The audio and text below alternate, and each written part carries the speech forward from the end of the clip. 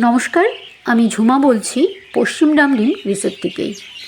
Last 7 November আমি রিসোর্টে গিয়েছিলাম। রিসোর্টে গিয়ে যখন চারদিক ঘুরে দেখছি, তখন আমার ক্যামেরাতে একটা ছোট গরুর বাচ্চা ধরা পড়লো, যার বয়স 7 থেকে 8 দিন হবে।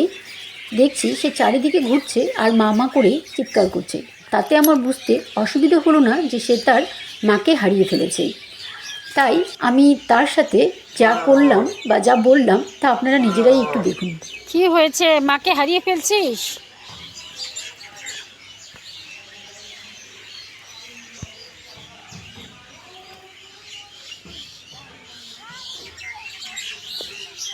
আয় আয় আয়, আজা আজা আজা আজা। কি মা, কি মাকে পাচ্ছিস না?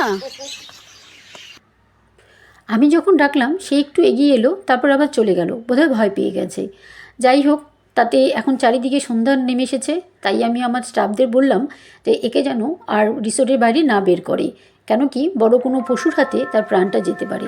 তাই তাকে রাতে আমাদের অফিস রুমে এনে রাখা হলো। এখানে আমি সবাইকে একটা কথা বলবো, আমরা অনেক সময় রাস্তায় অনেক পশু দেখি যাদেরকে তাদের গার্জেনরা রাস্তায় ছেড়ে দেয়।